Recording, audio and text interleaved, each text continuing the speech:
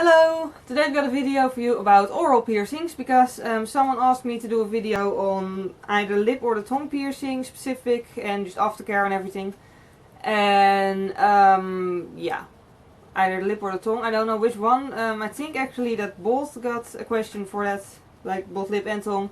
So I thought, why not just do a complete video on oral piercings while I'm at it, because, you know, there's really not all that much of a difference between them. I did write some stuff down about the piercings, just, you know, to have it more like clear in my mind what I should not forget to say, because otherwise I'll switch off the camera at the end and I'll be like, hey, I forgot 1,000 things, and yeah. So basically, yeah, I can only speak from my own experience. I'm not a piercer or anything. So basically I can only tell you what I know about my piercings, and yeah.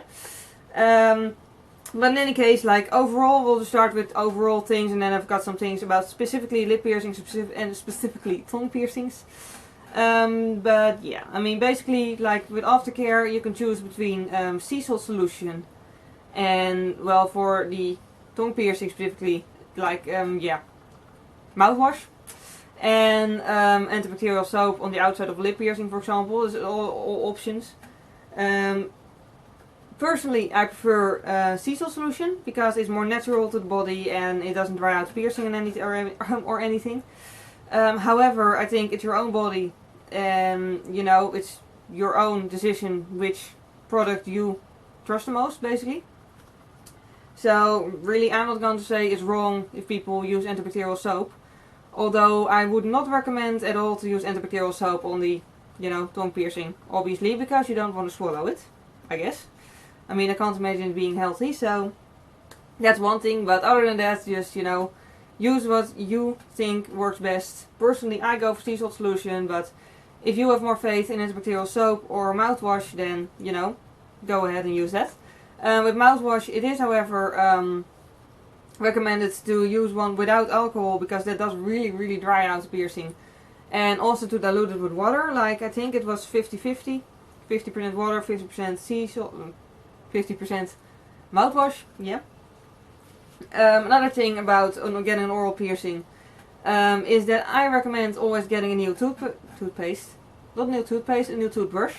I actually heard that from a few other YouTubers, and, you know, I did it as well. Just when I got my tongue piercing, I bought a new toothbrush. And then later when I got my lip piercing done, I also got a new toothbrush, because personally I'm the type of person who buys a toothbrush for like 30 cents at a budget store, so really 30 cents to, like, you know, really make the chance of getting an infection very much smaller. That's just, you know, not very high price to pay. Because, you know, an old toothbrush, like, you know, there's bacteria in it. I mean, you know, of course, most people rinse their toothbrush after using it, of course. But there's still bacteria in it, and, you know, just, yeah. I don't think it's worth to take the risk, so I just always recommend just buy a new toothbrush when getting an oral piercing. Another thing with oral piercings is, from what I've heard, luckily I don't have any experience in this, but from what I've heard is that oral piercings have a bigger tendency to grow into the flesh than other piercings do. I mean, it's always bad news when you get a piercing and the bar is too short, and like even in a helix piercing, if the bar is too short and it will and it might swell. Mine didn't swell, but it might swell. You don't want it to get like stuck, and yeah, that might get infected. It'll get very irritated at the very least, so always make sure to have a long enough bar in it whilst healing. But with oral piercings, those really have a tendency to grow into the skin if the bar is too short. And then they will need to be, like, you know, scalpeled out of the skin, and that's just not... Yeah, it doesn't seem like a very pleasant thing, and it's probably best to just prevent that from happening. So yeah, that's another thing. Always make sure, especially since oral piercing have a tendency to swell a lot, always make sure that the bar is long enough. And if you think that the bar is not long enough, then just go back to the piercer and let them check and let them put a new bar, a longer bar in it if necessary, because they have, like, you know, completely clean material and they know what they're doing. So, you know, that's better than to just switch it out yourself. Yeah. And then, yeah, and always just, you know, like with all piercings, just wait with changing it until it's healed. For tongue piercing, it's about a month, and I don't remember how long it was for lip piercing. If anyone's wondering, just ask below and I'll look it up, because I don't know it right now and I don't want to accidentally give the wrong information. Yeah, and that's basically it. And after it's healed, that's just, you know, yeah, basically keep brushing your teeth every day, but most people, you know, do that every day anyways. Yeah, and just, you know, yeah, make sure not to aggravate it, try not to play with it too much. Basically, they're not very, you know, they're not any harder to take care of really than other piercings after they've healed, so yeah. The only thing with a tongue piercing though is that there might be, yeah, I don't know what it's called in English, but just the white stuff that comes from teeth and just gets hard on the ball. Some people have that, I personally don't have that, but I've heard that it's just best to like clean off the balls. If there's like stuff on there, just clean off the balls every day. And yeah, that's easier than to just try to get it off after like a month or so, but personally I like to keep my piercings clean anyways. Personally I don't have that, my tongue piercing always just stays clean, you know, without me interfering, so that helps. Yeah, then some other stuff that's specifically about either one of the piercings, so we'll start with lip piercing.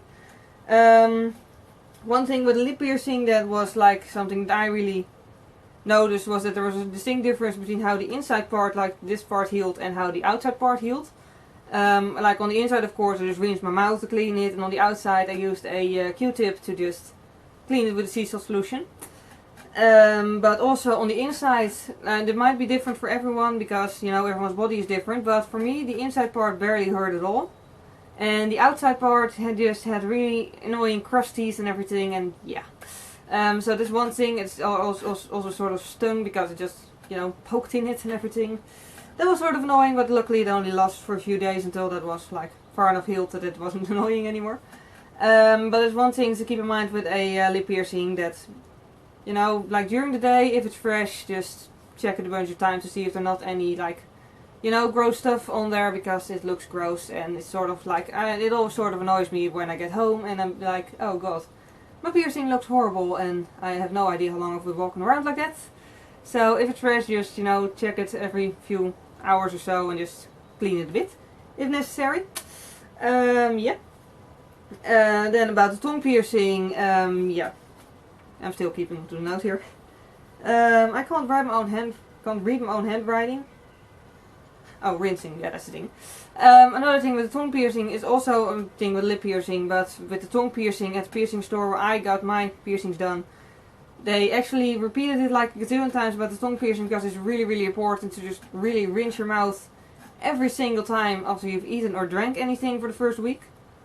You don't have to do that for the rest of your life as long as you have the piercing, but just for the first week or so at least. Just rinse your mouth every single time you've eaten or drank anything, because you don't want anything to get in it. Like with a lip piercing, like when I got this done, I just chewed with this side of my mouth, so it kept relatively clean-ish, and I still rinse my mouth every time, in the first week at least. But with a tongue piercing, you can't really avoid your tongue while eating. So, you know, food is going to touch it, that's just inevitable unless you stop eating for a week, which I would not recommend. So yeah, food is going to touch the piercing whilst healing. So for the first week, just rinse your mouth every time after you've eaten something.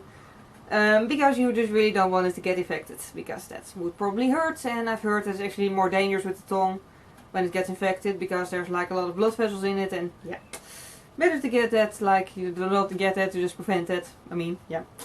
Another thing is with like the placement of the piercing. It actually comes before the whole aftercare stuff. But yeah, I make illogical lists. In any case, that was the next thing on the list. Tongue and teeth. When you get a tongue piercing, try to make sure that the piercer does not put it too far up front. I mean, a good piercer will, you know, take notice of that themselves and will not put it too far up to the front. But keep in mind that if you're talking, you don't want your tongue piercing to hit your teeth. Like when I talk, my tongue piercing does not hit my teeth. When I'm not talking, my tongue piercing doesn't hit my teeth. I really have to be like screaming or something and really just talking really weirdly like that for my tongue piercing to actually hit my teeth, because if your tongue piercing would hit your teeth every time you're talking, then your teeth will not be happy. So yeah, that's another thing to keep in mind. Don't try to get it too far to the front of your tongue because you don't want it to ruin your teeth. At least I don't want it to ruin my teeth, so mine is just sort of in the middle of my tongue just to keep my teeth safe. Another thing is jewelry material. Yeah, that's, you know, some people might actually just be okay with all kinds of jewelry material, but I noticed one thing, that my tongue piercing sort of got annoyed after like a few weeks of not changing the jewelry, I mean. And first I thought it was just like that, I don't know, I might not be cleaning it well enough, but I cleaned it every day and, oops, I have no idea what that sound was. In any case, I just rinse my mouth every day. at least, and you know, and just brush my teeth. Like you don't have to like, you know, rinse your mouth every time after eating something after the first week or so. But of course, I just brush my teeth every day, and you know, I just kept the piercing clean in that way. So that couldn't be it. And then I just realized, hey, it only happens when I'm wearing acrylic balls on it. So yeah, that's, you know, something like some people might have that with acrylic, some people might have that with, I don't know, surgical steel maybe even. I don't know if it's even possible, but yeah. For me it's acrylics. I can't wear acrylics for more than a few weeks because then my tongue piercing will just get sore and annoyed, and you know, it won't really get worse than just annoyed. But it also won't get better until I switch out piercing for a different type of jewelry. So there's something else to keep in mind. If your tongue piercing seems to get annoyed for no apparent reason at all, it might be the material that the jewelry is made of. So yeah, basically, just, you know, for everyone that might be a different piece of jewelry or a different type of material, so just, you know, switch it out a bit between materials and check what your tongue accepts the easiest. For me it's basically just anything that's not acrylic, so that's easy. So yeah, basically that was everything that I have to say about oral piercings today. If you have any other questions or anything about oral piercings, then you can just ask them below and I'll just answer if I know the answer to the question, of course. Keep in mind I'm not a piercer, so I don't know everything. I can just speak out of my own experience, and yep. So yeah, in any case, I hope this video was useful. I hope it was at least fun to watch. Thank you very much for watching and see you next time. Bye! Hello! A few people asked me to do a new piercing collection video, so yeah, here I am. I just got home from work, by the way.